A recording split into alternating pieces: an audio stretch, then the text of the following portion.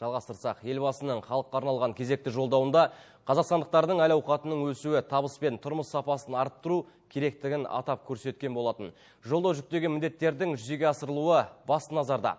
Осыған орай тұңғыш президент күні қарсаңында Жамбыл ауданы Бектөбе ауылында жаңа амбулатория пайдалануға берілді.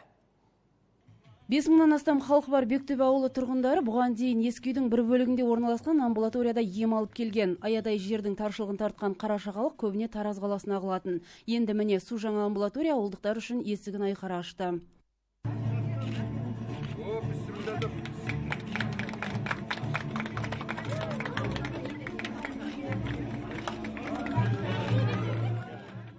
Қалаға баруға өте қиын бізге.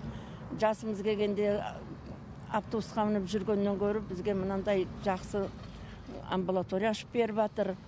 Елбасына өте үлкен рахмет айтамыз. Осындай бізге қамқорлық жасағанына. Құтты болсын мына амбулаториямыз, бала шағамыз бар. Майдашыда келін-кешектердің келгеніне де өзіміздің келгенімізге де өте жақсы болды. Бәрі қуанышта. Бүгін үлкен қызмет жақсы көрсетіліп жатыр халқымызға. Қуаныштымыз бәрімізді.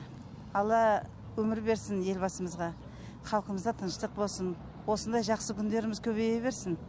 Аз уақыттың ішінде салынған нысан құрылысына 89 миллион теңге жұмсалған. Амбулаторияда жалпы тәжірибедегі 2 дәрігер мен акушер-гинеколог мамандар бар. Қаратөбе ауылдық округ бойынша Бектөбе және Қызылшырақ ауылының 3800-ден астам тұрғынына медициналық қызмет көрсетеді.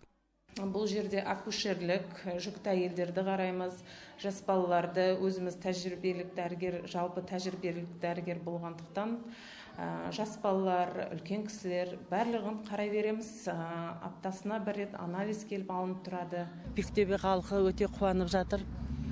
Бұрында бізде бұндай кішігірім ғана әйтеуір жеңіл-желпі көмек көрсететін жаңағы медучреждениелер болған. Одан бері содан бергі жетістігіміз деп ойлаймын. Осының бәрі өкіметіміздің, жаңа президентіміздің жолдауының арқасы деп ойлаймын. Тұңғыш президент күніне орай ашылған медицина нысаны барлық құрал жабдықтармен жабдықталған. Енді мұнда дәрігерлер ауыл халқының денсаулығын жақсарту жолында аянбай еңбек ете бермек. Райхан Шалибек қызы, Руслан Бегалы, жаңалықтар қызметі.